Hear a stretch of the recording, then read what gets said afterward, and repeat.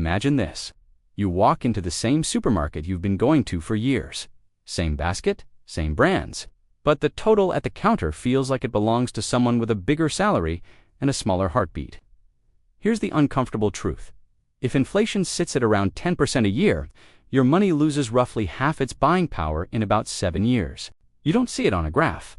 You see it in your trolley, your fuel tank, your rent agreement. That's not a glitch. That's the system working exactly as designed. So in this video, I'm doing something different. I'm treating inflation like a boss battle.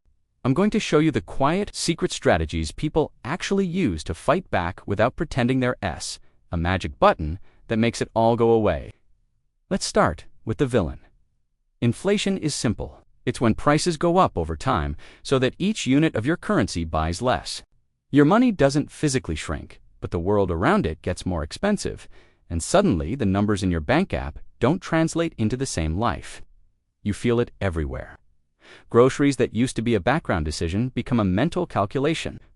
Fuel, electricity, school fees, rent, each one asks for just a little more until just a little becomes a lot.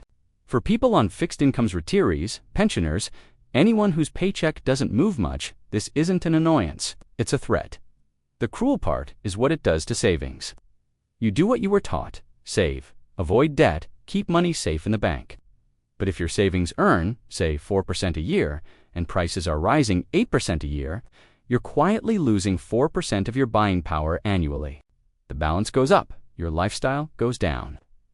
That the invisible punch, the difference between how fast your money grows and how fast prices grow. Most people never see that gap. They just feel constant pressure and assume they're bad with money. There's the official inflation number, and then there's your inflation based on what you actually spend on. If most of your money goes to rent, food, fuel, and fees, your personal inflation might be much higher than what you hear on the news. Where you live can also play a factor. Real estate prices make it expensive in some areas. Fuel costs vary. Food categories inflate at different rates. So when someone tells you inflation is easing and you're staring at a receipt that's clearly not easing, you're not crazy. You're just measuring a different basket. Most people think safety is doing nothing, keeping money in cash, avoiding all risk. It feels responsible, adult, secure. But in an inflationary world, do nothing is not neutral. It is a decision to accept a guaranteed loss in purchasing power every year. The risk isn't visible on your statement, but it is absolutely there in your life. Meanwhile, investing taking calculated risk feels dangerous because the losses are obvious. You open an app, you see red, your brain screams. So your emotions pull you toward the choice that feels safe but guarantees loss, and away from the choice that feels risky but might actually protect you long term. That's the uncomfortable math. The hidden mechanism: inflation flips your instincts against you. So the challenge becomes this: how do you live in a world where the value of your money is constantly eroding and still stay ahead? In part 2, I'm going to break down the actual strategies, the boring, repeatable moves that work because the math works.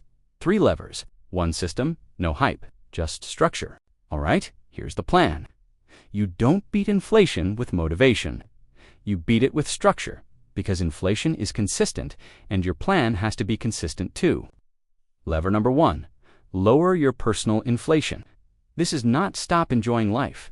This is targeting the categories that inflate your life the hardest. Think of it like this.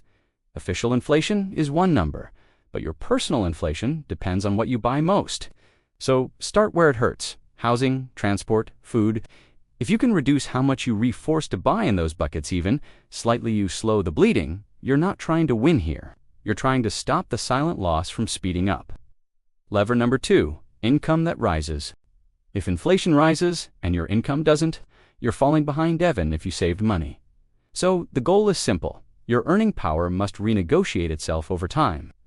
That can mean better role, better skill, better negotiation, or a second stream. Not a fantasy startup. Something repeatable, something boring. Because inflation is boring too. It just shows up every month and asks for more. Lever number 3, make savings fight back if your savings grow slower than inflation. Your real return is negative. That's why people who keep cash safe for years often wake up shocked. The number looks bigger, but life got bigger, faster. This is where investing comes in, but calmly.